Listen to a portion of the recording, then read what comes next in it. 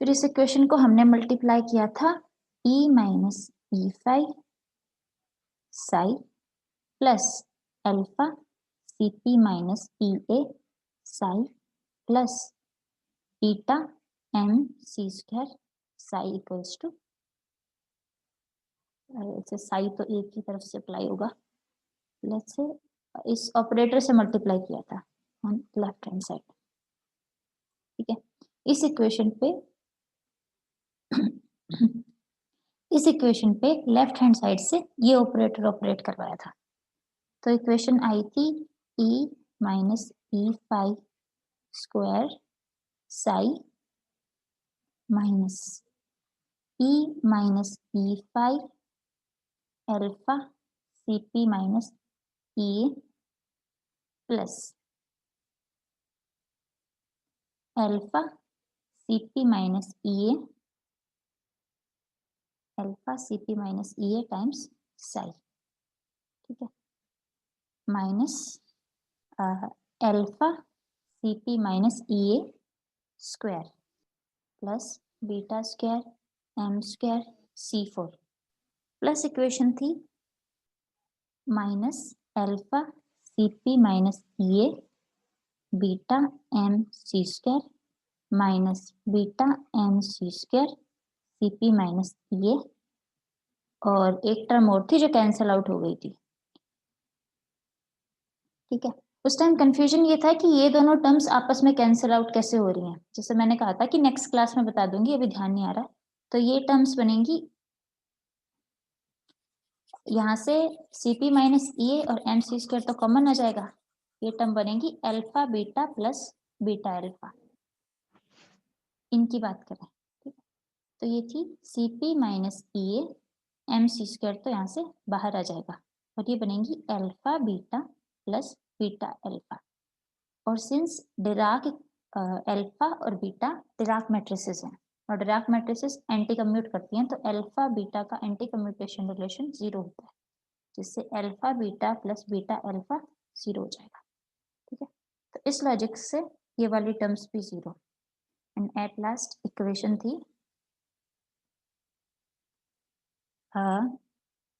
ई minus ई five square minus E minus ई five alpha C P minus ई plus alpha C P minus ई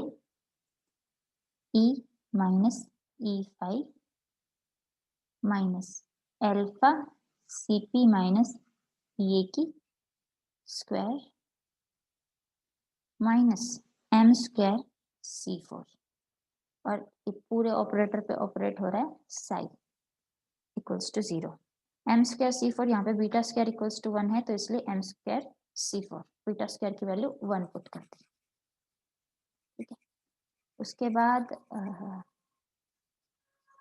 जैसे ये सब last class में कर लिया था, बट एज अ रिवाइज की एक कंटिन्यूएशन में रहे डेरिवेशन, इसलिए alpha C P minus E square की वैल्यू क्या आई थी, alpha C P minus E square की वैल्यू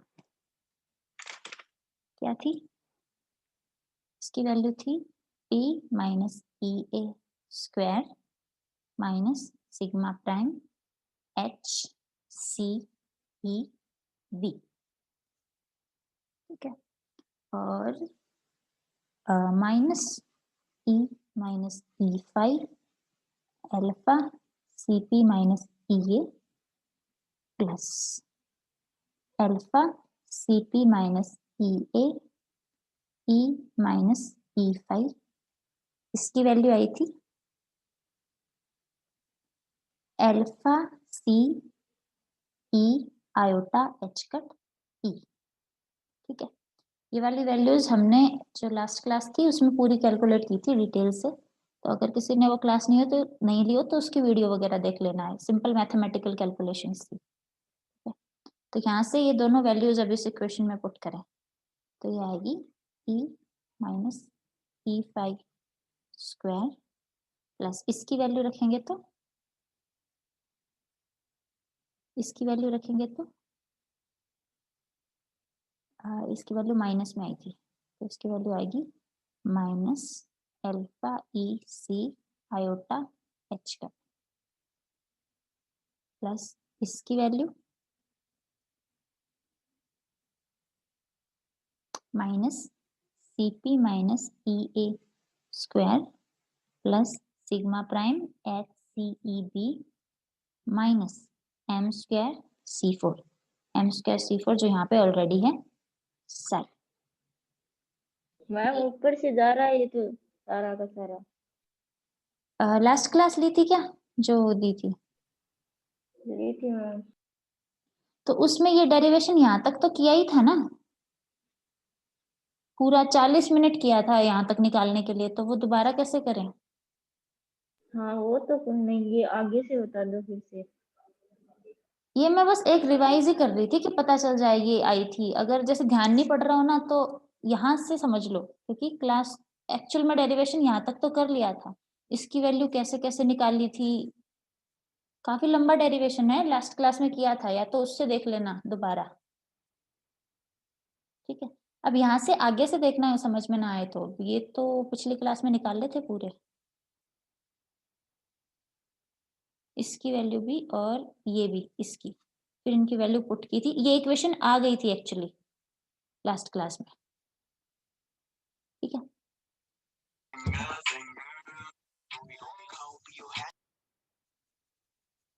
ठीक है, तो यहाँ से आगे से देखो, यहाँ से आगे से समझ आना जरूरी है, वो वाली चीज तो वीडियो दोबारा भी देख लेना, वो लास्ट क्लास की मैं लिंक शेयर कर दूंगी। ठीक है, यहाँ से थी, तो इस इक्वेशन को लिखते हैं जैसे E minus E5 square minus CP minus EA square minus M square C4 plus EH cut CB sigma prime EH cut CB sigma prime minus iota H cut CE alpha dot E CE alpha E, यहाँ पे E भी था क्या, तो ये equals to times psi equals to 0।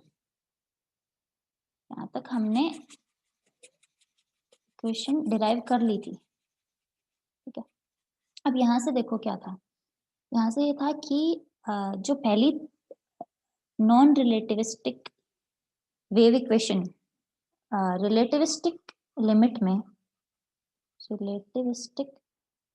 Limit में electromagnetic waves की equation होती है, वेव्स इक्वेशन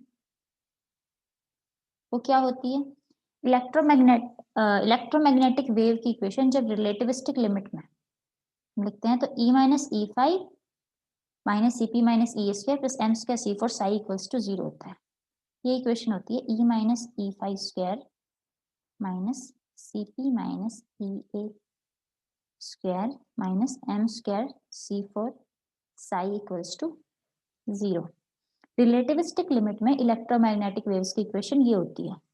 इसका मतलब यहाँ पे जो दो एक्स्ट्रा टर्म्स हैं, जिसमें एक में मैग्नेटिक फील्ड है और एक में इलेक्ट्रिक फील्ड है, ये दोनों टर्म्स नॉन रिलेटिविस्टिक लिमिट के कॉरेस्पॉन्डिंग होनी चाहिए। ठीक है, तो नॉन रिलेटिविस्टिक लिमिट पूरी इक्वेशन की लेंगे तो इन दोनों टर्म्स का फिजिकल मीनिंग आएगा, ये तो इलेक्ट्रिक फील्ड में एनर्जी है, और फिर ये टर्म का इंटरप्रिटेशन है कि ये टर्म मैग्नेटिक फील्ड में एनर्जी है। तो मैग्नेटिक फील्ड में एनर्जी होती है म्यू डॉट बी, जहाँ पे म्यू मैग्नेटिक मोमेंट होता है और बी मैग्नेटिक फील्ड। तो यहाँ से हम सिंप्लीफाई करके मैग्नेटिक मोमेंट की वैल्यू कैलकुलेट करेंगे। नॉन रिलेटिविस्टिक लिमिट में टोटल एनर्जी को कैसे लिखते हैं, E equals to kinetic energy plus MC square, और नॉन रिलेटिविस्टिक लिमिट में जो भी काइनेटिक एनर्जी होती है should be less than rest mass energy in non relativistic limit. Characteristic limit. ठीक है, तो यहाँ से काइनेटिक एनर्जी आ रही है इस टर्म की वजह से, ई फाई की टर्म की वजह से। तो E phi should be less than M C square, should be less than E, क्योंकि E is almost equals to M C square. ठीक है, अगर ई माइनस ई फाई स्क्वायर, ये वाली चीज अगर E phi is less than E हो, तो इसको क्या लिख सकते हैं, ई प्राइम या फिर K kinetic energy plus M C square minus ई फाई स्क्वायर। अगर E phi is less than K M C square है, तो यहाँ से क्या कर सकते हैं, M square C four common ले सकते हैं, ये आ जाएगी 1 प्लस के माइनस ई फाई अपॉन एम सी स्क्वायर की स्क्वायर। तो इसको लिख सकते हैं M square C four 1 plus 2 K minus ई फाई अपॉन एम सी स्क्वायर, प्लस आगे वाली टर्म्स जो कि ई फाई के कम होने की वजह से नेग्लिजिबल हो जाएंगी। तो ई माइनस ई फाई के स्क्वायर को लिख सकते हैं M square C four 1 plus 2 K minus ई फाई। ई माइनस ई फाई की स्क्वायर क्या आएगी, ई minus E phi square equals to M square C four plus 2 M square C four upon M C square के minus ई phi. ठीक है, M सी square से M सी square cancel out हो जाएगा और ई माइनस ई फाई की स्क्वायर क्या आएगी, M square C four plus 2 M सी स्क्वायर के माइनस ई फाई। ठीक है, ई माइनस ई फाई की स्क्वायर की वैल्यू, ये वाली वैल्यू। अब जो इनिशियल इक्वेशन थी जो ऊपर ही ऊपर लिखी हुई है, उस वाली इक्वेशन में हम ई माइनस ई फाई स्क्वायर की वैल्यू रिप्लेस करें, तो ऊपर वाली इक्वेशन क्या बनेगी, इसकी स्क्वायर की वैल्यू कर रहे हैं रिप्लेस, ये बनेगी M square C four plus 2 M सी स्क्वायर के माइनस ई फाई माइनस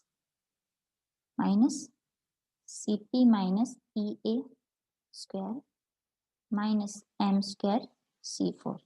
यहाँ पे एम स्क्वायर सी फोर से M square C four cancel out हो जाएगा, plus E H cut C E B E H cut C B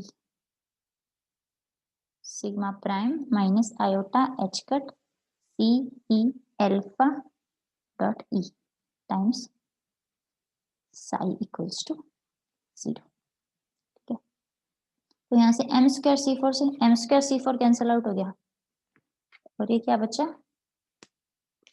2 M C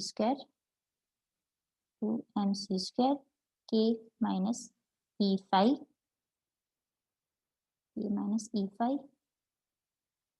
Sai minus C P minus E A square psi plus E H cut C E B sigma prime psi minus iota H cut C E alpha dot E psi equals to 0। यहाँ से हम क्या करते हैं, ये वाली term सिर्फ 2 M सी square के माइनस ई फाई साई है, ये वाली टर्म सिर्फ लेफ्ट हैंड साइड में रखते हैं और बाकी टर्म्स राइट हैंड साइड में ले जाते हैं। तो इक्वेशन क्या बनेगी, 2 एम सी स्क्वायर के minus E phi psi equals to C P minus E A square psi minus E H cut C E B sigma prime psi plus iota H cut C E alpha dot E psi. तो यहाँ से के minus ई phi psi की value क्या आएगी, के minus E phi psi equals to C P minus E A square upon, यहाँ से अंडर यहाँ से बट्टे में क्या आया पूरी इक्वेशन के 2mc², तो यहाँ से 2mc² minus E H cut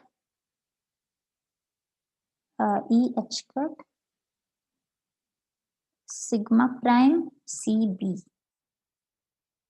sigma prime B minus iota H cut सी ई अल्फा डॉट ई अपॉन 2mc²। इस पूरे पे अप्लाई हो रहा है साई प्लस, हाँ यहाँ से अगर के साई निकालें, के टाइम्स साई, अगर यहाँ से हम के साई कैलकुलेट करना चाहें तो ई फाई साई भी लेफ्ट हैंड साइड में चला जाएगा और ये हो जाएगा ई फाई साई, यहाँ से के फाई साई, के साई। ठीक है, तो ये इक्वेशन बनी है के साई की। फ्री पार्टिकल के लिए श्रोडिंगर इक्वेशन क्या होती है?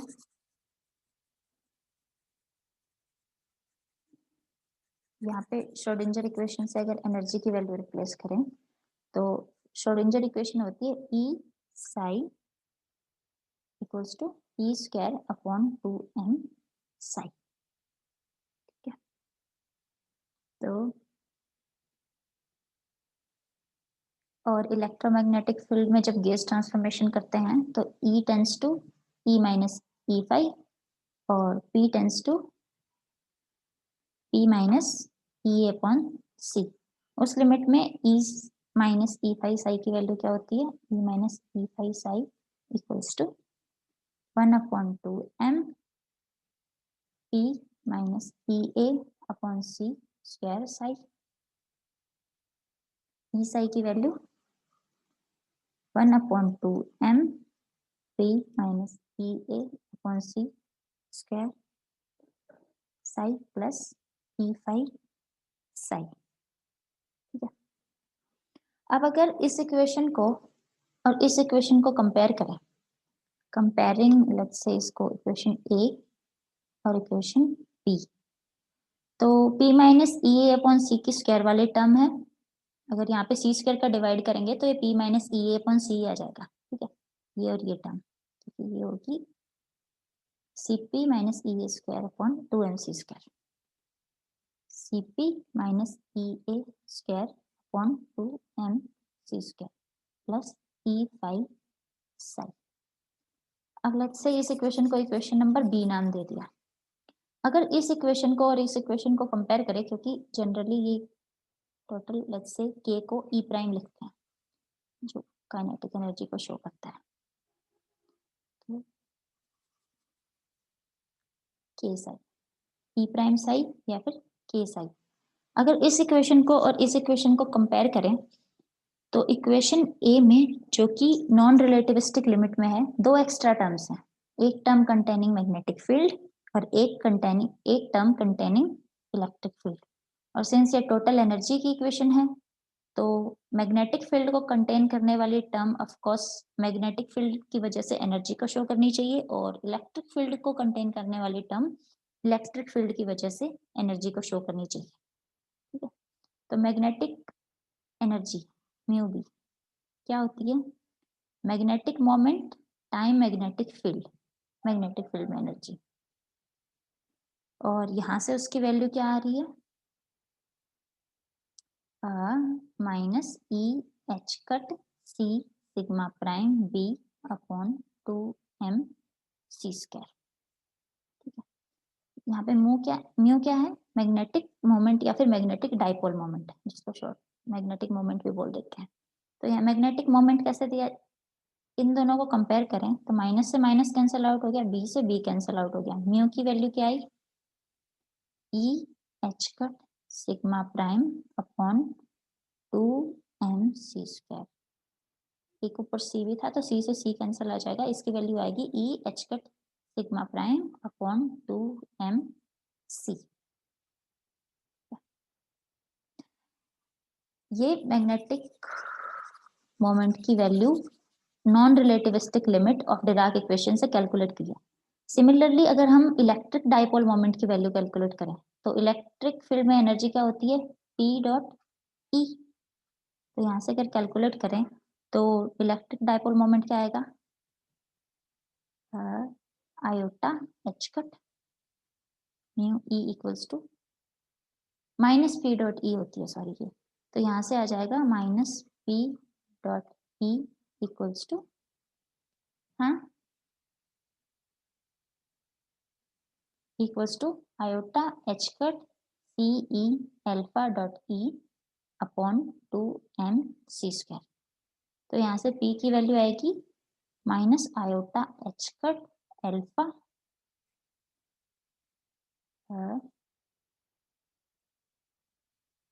Minus iota H cut alpha c e upon 2m c², तो ये कैंसिल हो जाएगा, ये आ जाएगी माइनस आयोटा एच कट ई एल्फा अपॉन 2mc।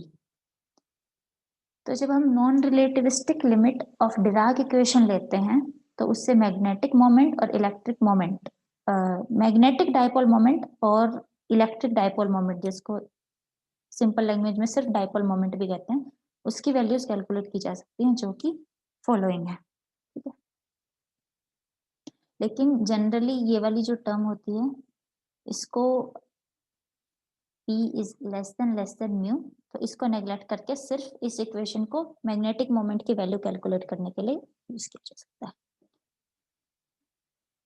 ठीक है। तो ये था म्यू की वैल्यू कैलकुलेट करना, mu equals to E H cut sigma prime upon 2mc, ठीक है।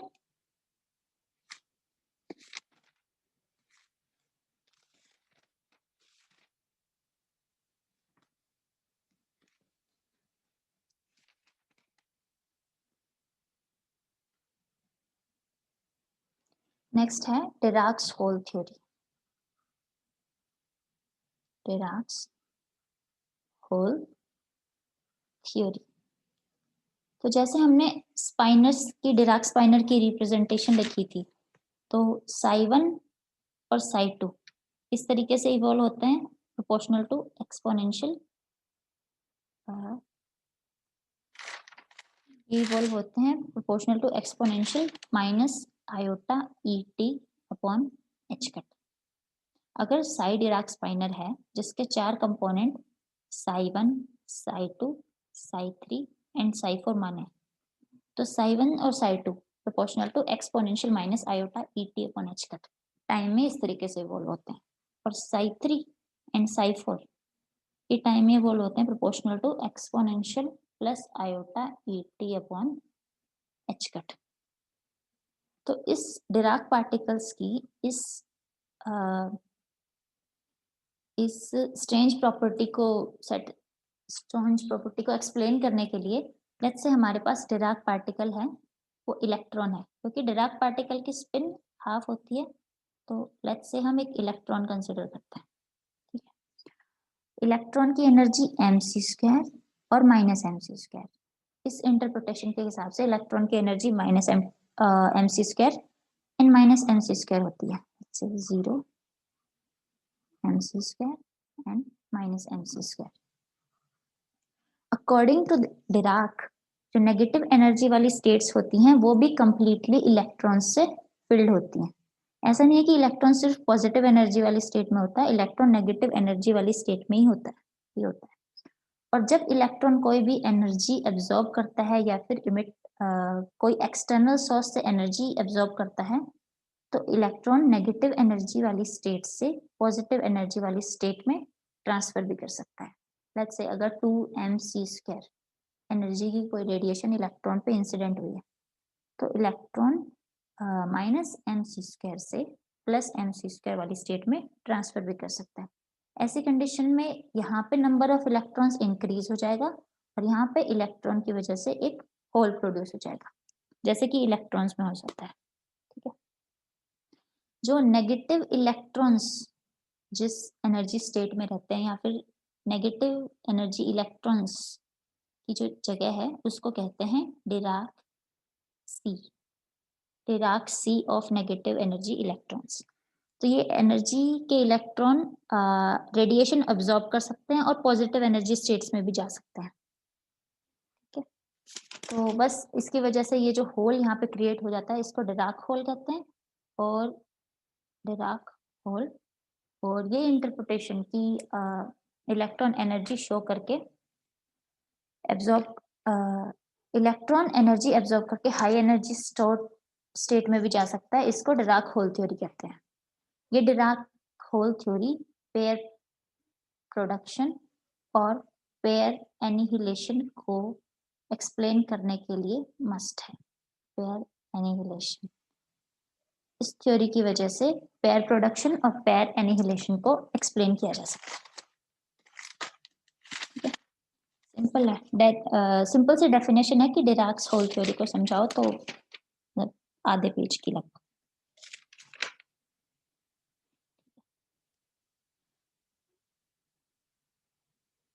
नेक्स्ट है Dirac equation in non relativistic limit. Dirac equation in non relativistic limit. ठीक है,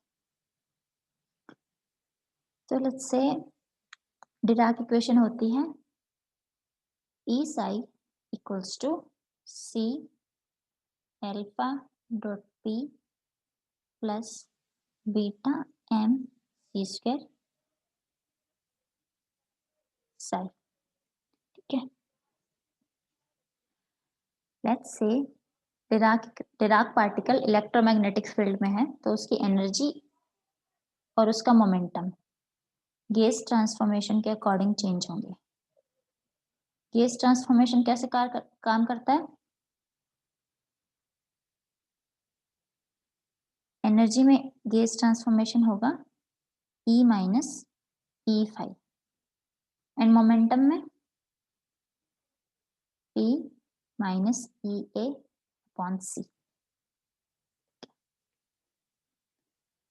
तो इक्वेशन जिससे बनी E minus C alpha dot P minus beta m C square psi equals to 0। अब साई की फॉर्म होती है psi1, psi2, psi3, psi4, and Sai generally normal vectors की तरह बिहेव नहीं करता।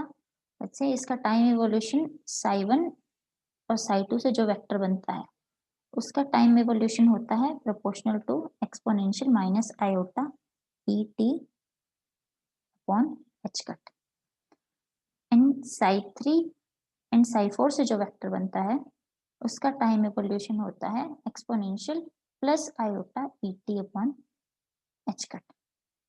तो लेट्स से psi1 और psi2 से जो वेक्टर बनता है उसको u मान लेते हैं, एंड psi3 एंड psi4 से जो वेक्टर बनता है उसे v। तो हम psi को लिख सकते हैं u और v, जहाँ पे u का time evolution proportional to exponential minus iota E_t upon h cut है, एंड v का time evolution equals to exponential iota E_t upon h cut है। ठीक है, अगर ये माना तो डिराक इक्वेशन क्या होगी? ये होगी E minus C alpha dot P minus beta m C square uv equals to 0। अगर इस पूरी इक्वेशन को, अगर ये 2x2 की मैट्रिक्स है तो बीटा और अल्फा को भी इनके मैट्रिक्स फॉर्म में 2x2 की मैट्रिक्स फॉर्म में लिखेंगे। एनर्जी की जो मैट्रिक्स है वो हैमिल्टोनियन की मैट्रिक्स है जिसकी eigen values energy eigen values हैं।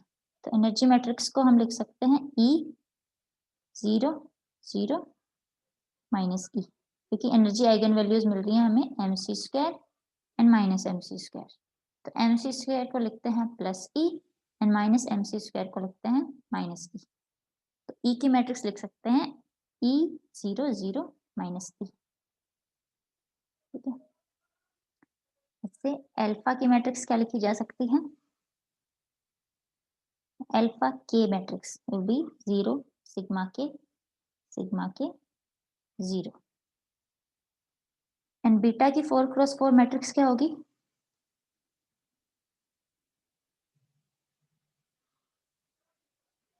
वन आई 0 0 माइनस आई। तो इस इक्वेशन को अगर 2x2 की मैट्रिक्स फॉर्म में लिखें तो हम लिख सकते हैं E 0 0 माइनस E प्लस नहीं माइनस C अगर लेट्स से अल्फा की मैट्रिक्स 0 सिग्मा के 0 टाइम्स पी के यहाँ पे इंडेक्स को शो करता है क्योंकि अल्फा डॉट पी वैसे भी alpha X P X plus alpha Y P Y plus alpha Z P Z होगा। तो ये के इंडेक्स को शो करता है और आइंस्टाइन समेशन कन्वेंशन से अगर दो इंडेक्स एक साथ हों तो इन दोनों इंडेक्स पे समेशन होता है। ठीक है, तो ये सिग्मा के पी के बेसिकली इन तीनों टर्म्स को डिनोट कर सकता है। ठीक है, माइनस एम सी स्क्वायर की बीटा की value I 0 0 minus I times m C square, psi की वैल्यू थी u और v। तो डिराक इक्वेशन बनेगी ये u v इक्वल्स टू 0। इसको सिंप्लीफाई करें तो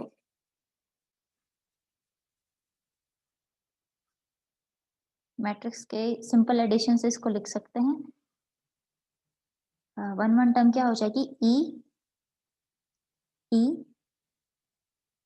plus 0 minus M C square वाली टर्म हो जाएगी 0 माइनस सिग्मा के पी के सी माइनस 0। ये वाली टर्म्स हो जाएगी 0 0 माइनस सिग्मा के पी के सी, यहाँ पे माइनस सिग्मा होता है ना। अल्फा की मैट्रिक्स क्या होती है? 0 सिग्मा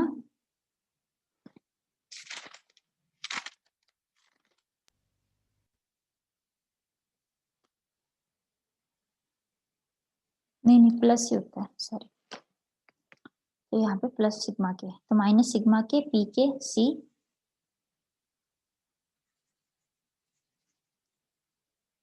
माइनस 0 और इसकी इक्वेशन आ जाएगी minus e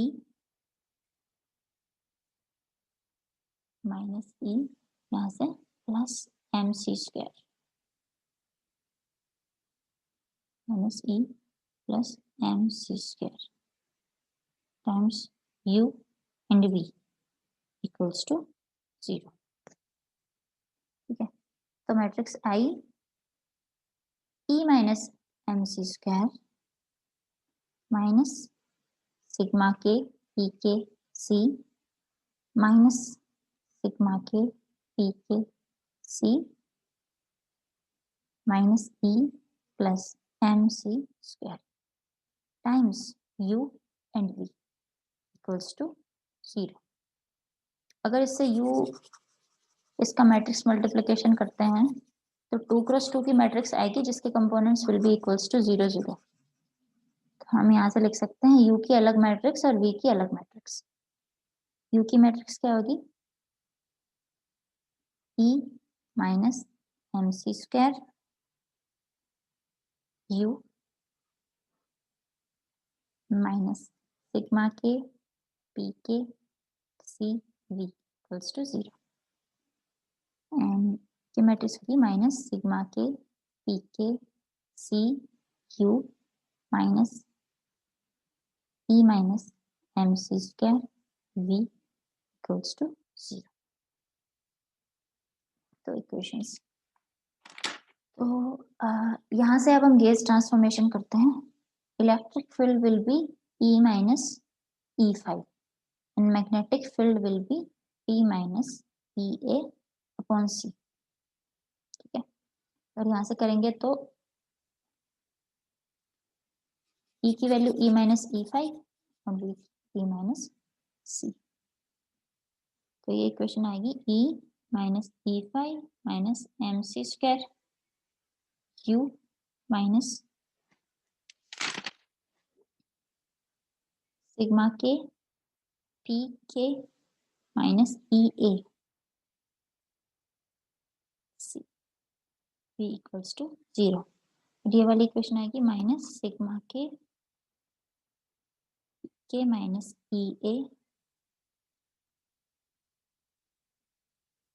upon C C U minus E minus M C square